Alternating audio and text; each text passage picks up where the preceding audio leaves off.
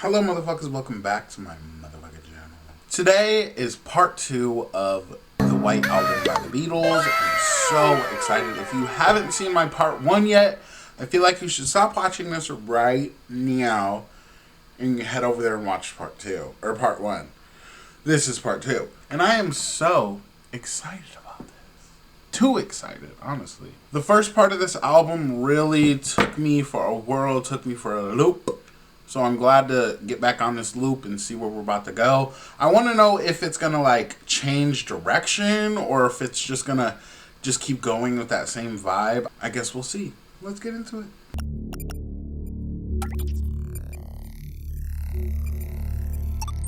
The first song on this half of the album is called Birthday. Let's go. Oh. Okay. Okay.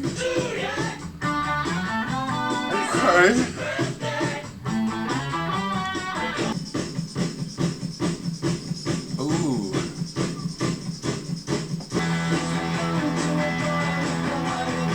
I like this. Oh.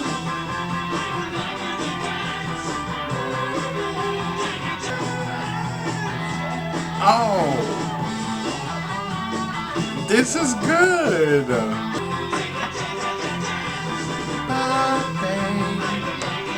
Come on.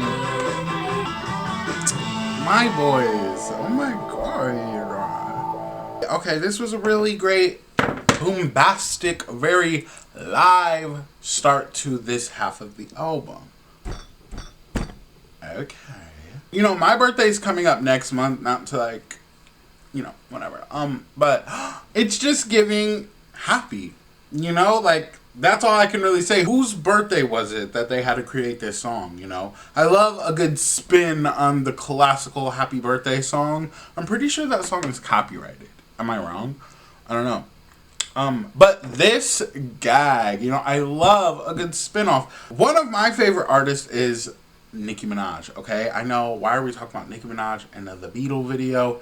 It is what it is. I listen to everybody, okay? But one of my favorite personal artists is Nicki Minaj. She has a song called Pink Birthday. And it just is like, I just love, I don't know. I never really thought of the genre of like birthday songs, you know? But, you know, they can be like really like cringe, I guess. Like, you know, why are we singing about somebody's birthday? Just sing happy birthday. But when it's a good take on it like this and Pink Birthday, it's a vibe. That was a great intro in my opinion. I'm excited. So let's keep going. The next song is called Yer Blues. Yer Blues. Ooh. Stop.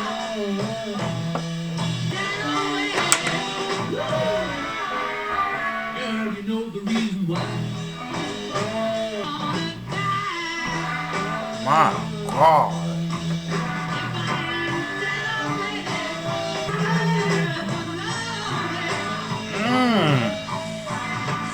Oh my God. Oh. Oh.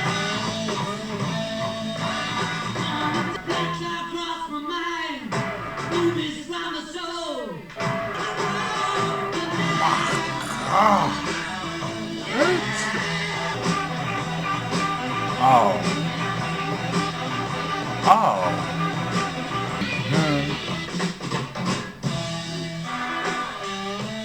Oh.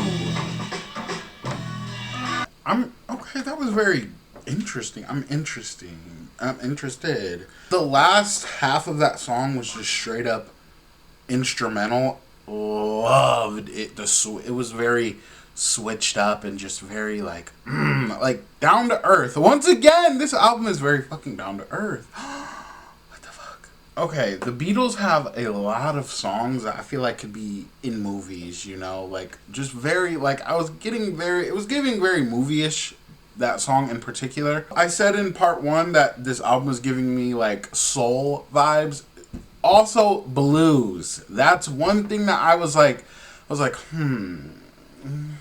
But this really right here, this song alone really proves it. My theory, like blues, sadness, suicidal vibes. Trigger warning. But he wants to die. In the morning, in the evening, he just wants to die. I find this particular set of lyrics very beautiful. My mother was of the sky. My father was of the earth. But I am of the universe, and you know what that's worth. Bitch. Very spiritual. Okay? Very fucking spiritual. And really is that visualizing aid that I'm always saying about the Beatles and just how they make you feel their songs and on a different level. And that's exactly what that was just giving me. That was a very beautiful, very personal song. They just keep getting more and more personal, and I love that. The second half of the album so far, oh. But let's keep going. The next song is called Mother Nature's Son. Ooh.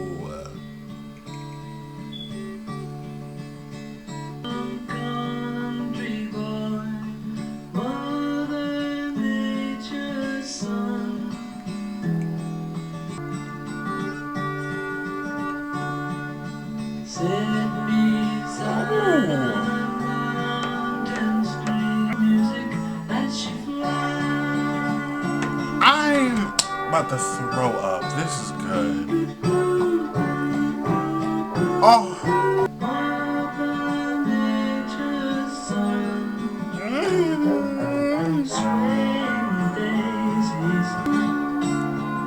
These vocals, bitch.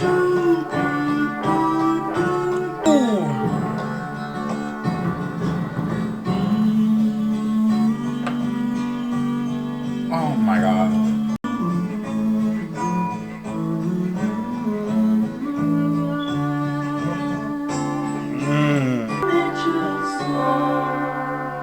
Oh my god.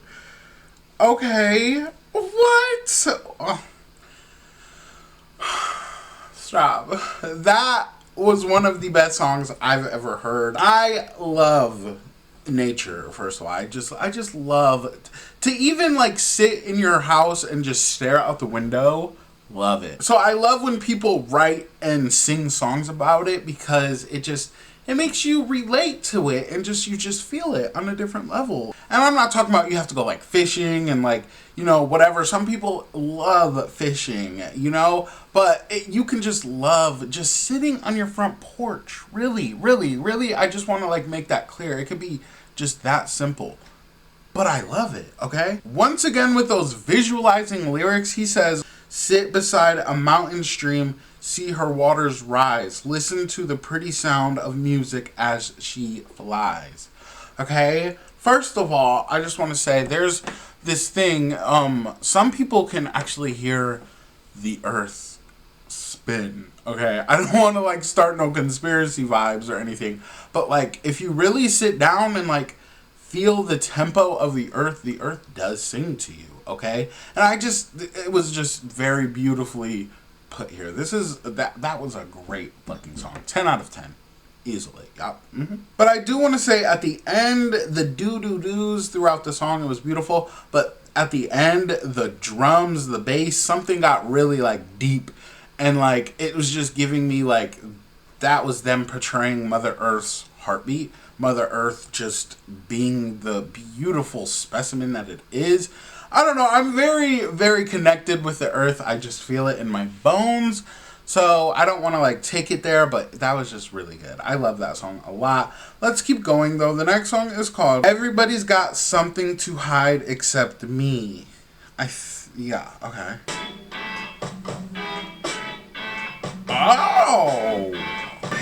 Oh, except for me and my monkey. Okay.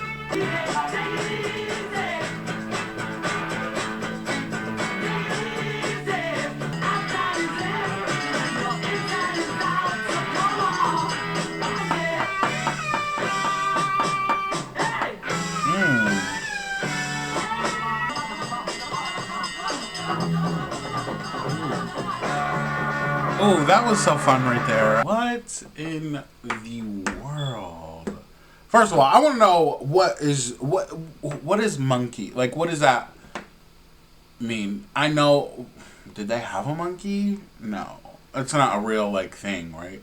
I just want to know what the monkey stands for, you know? Like, what the walrus stood for. I want to know. That was very fun. Very fun. So this is also just one of those I can't put my finger on it. And I don't want to say anything wrong because I don't think you guys like my theories when it comes to the song. But no, that's not true. A lot of you guys are like, you guys just think it's funny. And I'm like so serious sometimes. So, and that's why I love having you guys to tell me what things mean. Because I really don't know. But nonetheless, that was a really fucking good song. And I feel like it belongs on this album. Very rock and roll forward. And just bop. You know, I was bopping. But let's keep going. The next song is called Sexy Sadie. Ooh. Sexy Sadie. Okay, I'm seated.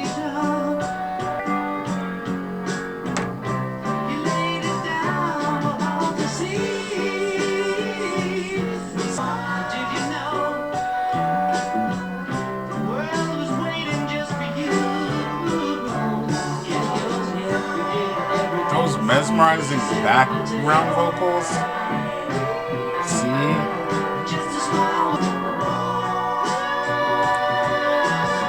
Ah! Oh my god.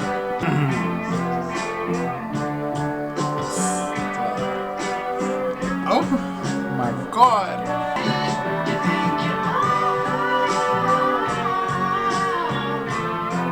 Oh. Okay, Gag. That was one of the best songs on this album. Those very soulful notes and vocals overall was just sick, okay?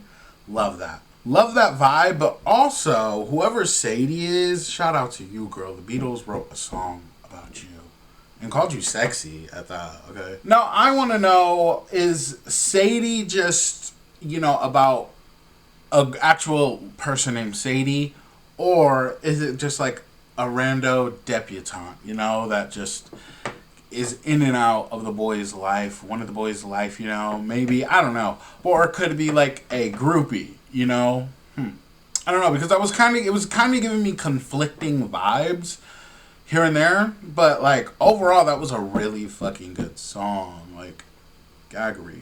Sexy Sadie. Okay, let's keep going though. The next song is called Helter Skelter.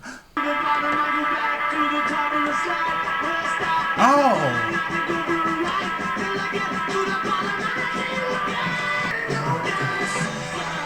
Oh.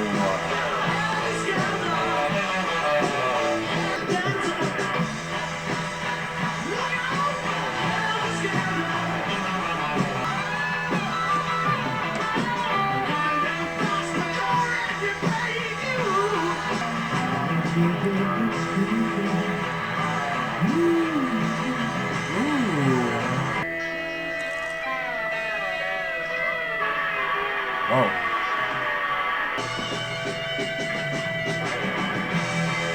Oh. Okay. There's still 45 seconds left. Okay.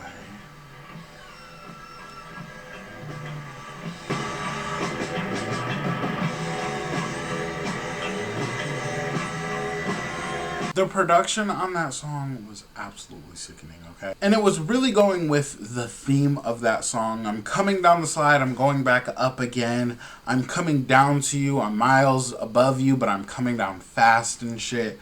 Like, what? So, the song sounded like it ended, but then there was 45 seconds left, and like, it went out and came back in, like going up and down the slide, you know?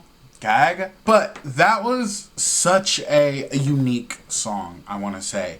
True rock and roll vibes that I get from that. That was really, really fucking good. Now, I had a thing with the phrase Helter Skelter a few years ago. I was watching a documentary on that one guy that was in the cult, whatever his name is. I don't know what his name is. The phrase Helter Skelter was like their thing or whatever. And it was just like, wow.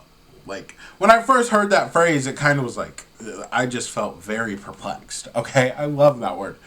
And I just was like, what is going on here? I looked up the phrase, and it means confusion or in a state of confusion, whatever. Something like that. It means something like that. I just don't know. It's like, it just is a very off-putting phrase for some reason. Maybe because it was like related to a cult or something. But I don't know. Here it just felt more like a good solid rock and roll song. To me, personally, that's what it was giving. But along with those rock and roll vibes, I do get those beautiful soul vocals that they're giving me.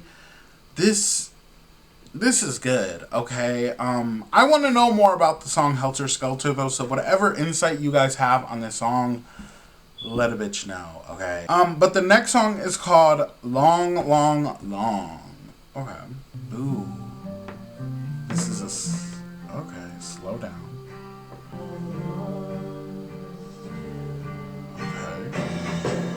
Oh.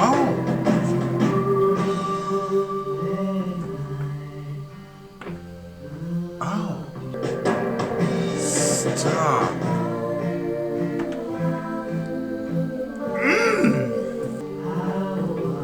Oh, I'm obsessed.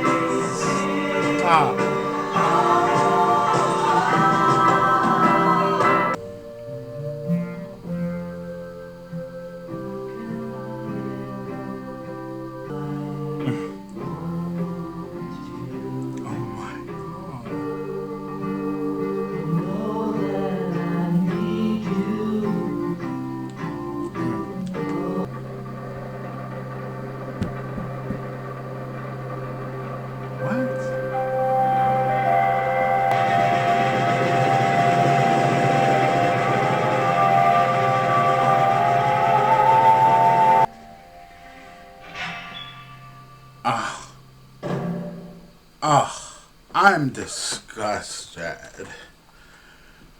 Despised. I'm gagged. What in the world was that? Okay. So I really thought that that song about the earth, Mother Nature, Sun, I thought that was going to be my favorite song on this album, but this is easily taking the cake for me. What the fuck?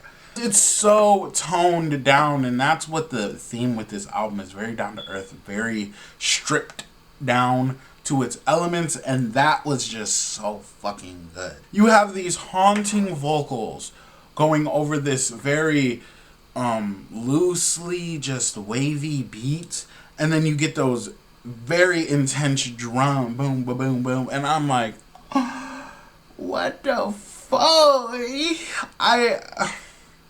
Gagging. That was so good. I really felt like there was moments where he was about to come out of my sister's speaker over here and just like eat me up, you know. Like, that's the vibe I was getting. That was so good. I love that song. It was giving real live, okay? Like, I would love to see that performance live somewhere. I need to see that live. Those vocals were so pretty, so beautiful. But let's keep going. The next song is called Revolution 1.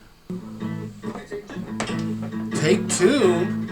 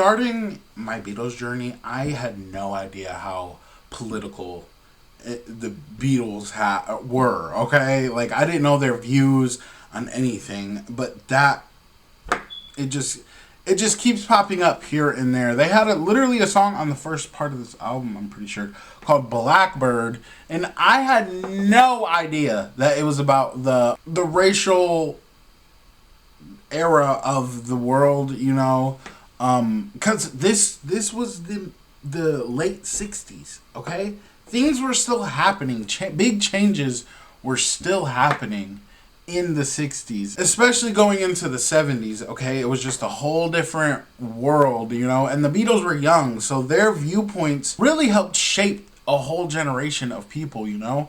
I love that. I love that so much. And, like, looking back on it, it's very interesting. Like, they could have been, like, my presidents, okay?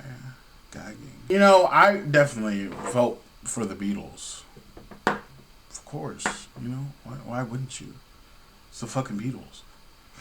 But not only that, their viewpoints are very, like, progressive, and I love that. I love that so much. And not only that, it was a beautiful song. Like, just the whole sound of that song alone, the atmosphere of that song alone was a gag, okay? So the fact that they're saying all this important shit and having these stances and stuff, it's beautiful over these great sounding songs. It just makes it even better, okay? Like, gag. But let's keep going. The next song is called Honey Pie. Let's go. Now she's hit the big time. Wow. In the USA. Oh. Honey pie. Okay. You are making me crazy. Stop. Became a legend of the silver screen. Hang on. Honey pie, come back to me.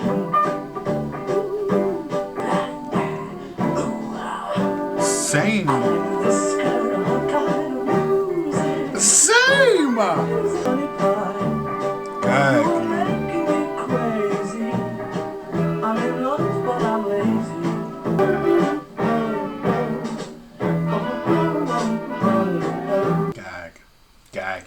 Gagging. So basically, he was in love with this girl, and she wanted to chase her dreams and go into America, to Hollywood, and become a star. And she did, successfully. We love that for her. Go off, girl. Happy Women's International Month.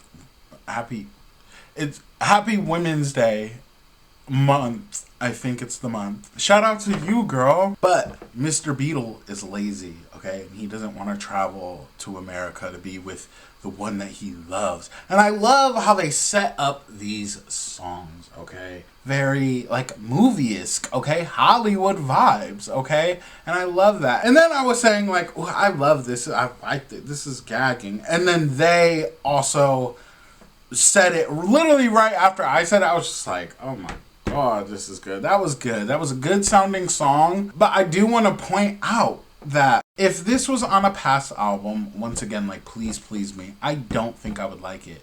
But it sounds so good here. Like, it just sounds so fucking good. I just like pointing this out because it just shows how far they came from the beginning of their journey and how far I have experienced their music so far in my journey. So we're gagging. And a lot of that has to do with that beautiful sounding production, okay? This is fucking good. I'm gagging. But let's keep going. The next song is called Savoy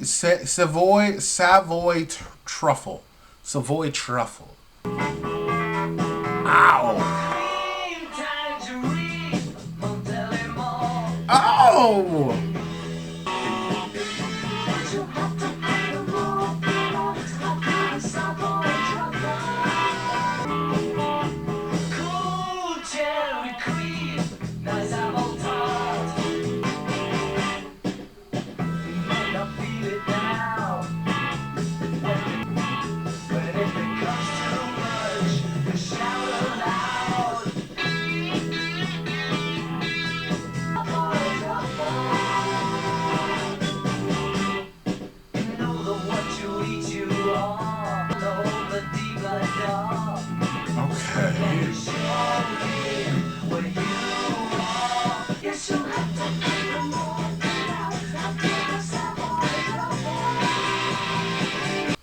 basically a song about sweets. Gag. But either way, the song was a fucking bop. I have literally nothing bad to say about that song. It was fun. It was simple. It was sweet. Literally. But let's keep going. The next song is called Cry Baby Cry. Making mother sigh. Ooh. Know enough to know better. Ooh. Breakfast for the queen. Ooh. Okay. Just for the children's holiday. Cry, baby, cry. Ah. Make sounds in the dark.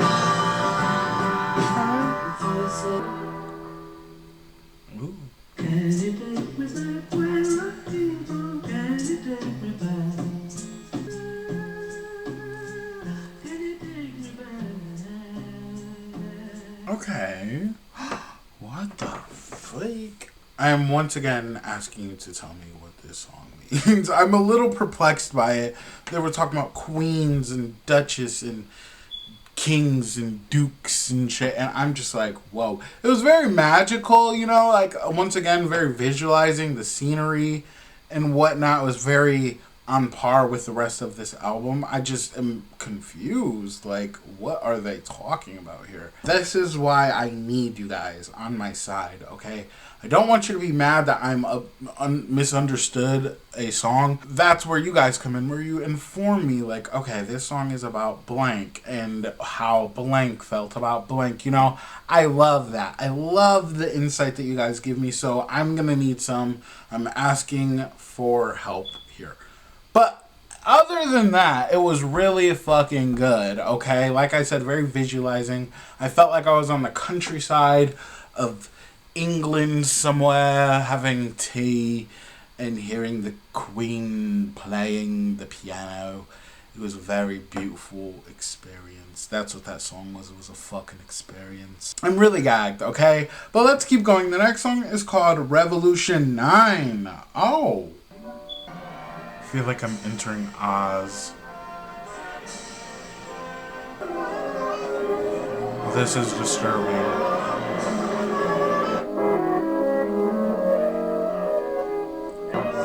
This is scary.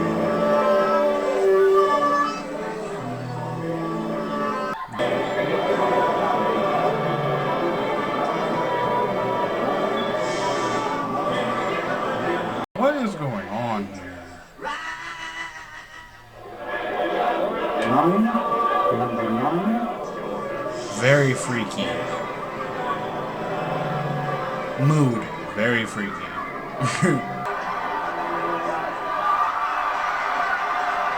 Number 9.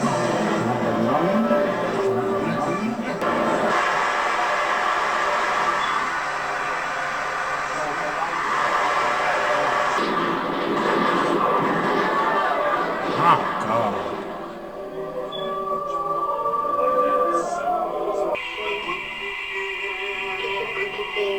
This is weird. You know what? I can say we've been through it all with the Beatles, okay? Okay? We've been through bad sounding instruments and whatnot. We've been through the LSD, the psychedelic, the diamonds in the sky. We've been through the suicidal, and now we're here, okay? This is also called Revolution 9. There was a Revolution 1. The first revolution was just, let's really put our stance there, and here we are. This is what we believe in. This is what we want. This is how we feel. And now Revolution 9, bitch, what? I forget which song I said it about, but the song made me feel like I was going down the Willy Wonka chocolate factory river in the boat. That boat, crazy, scary, spooky boat scene. That's what that was giving me, okay? It was very otherworldly, but also just,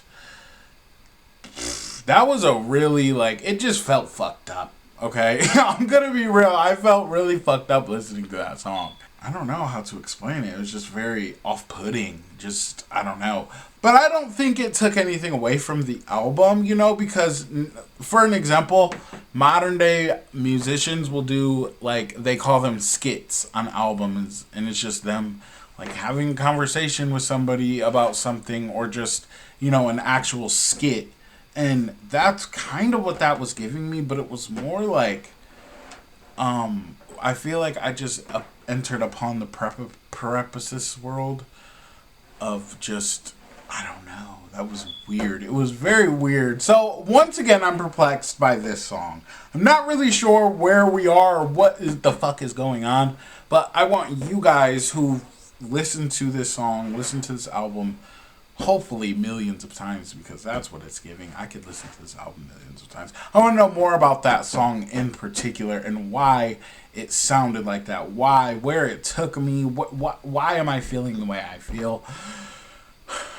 Gagging. That's how I feel. I'm gagged. But it was very interesting. But let's keep going. The next song is the last song on this album. Is called Good Night. Let's go.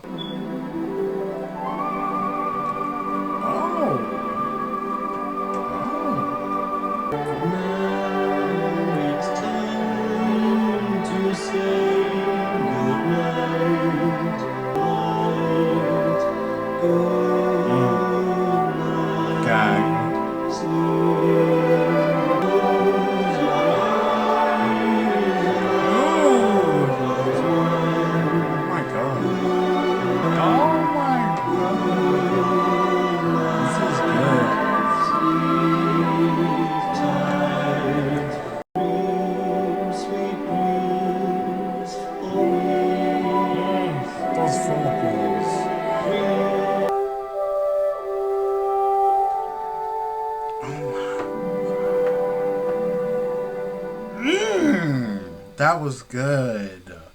Hold on. Okay, can I say that that was the best album ender on all their albums? I'm sorry. That was really fucking... I feel centered. I feel good. I feel solid about this whole album. Overall, from the first part to the second part. Oh my god.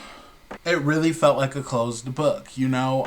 Me personally, I loved, especially back in the day, I can't do it no more, but because I'll just start singing the whole album, but I would love to put on music right before I went to bed and fall asleep to that music just so it can put me in like a good, happy space. This is the embodiment of a perfect album to do that. Because it's so long, and now you can find it in a whole album instead of 2 records. You don't have to get up and switch records. This is the perfect album to do that. To smoke, sit down, chill out while the album's playing, and get sleepy through the album and just fall asleep to this album. That's what this album represents for me. It feels so fucking good. But those vocals on that song, very mesmerizing, very dreamy. It's a song called Good Night, but they were so soft and well spoken. It was just very, very top 10 vibes. Okay, let's get into my overall thoughts, my album rating, and my top 5 from this section, this part of the album. Let's go.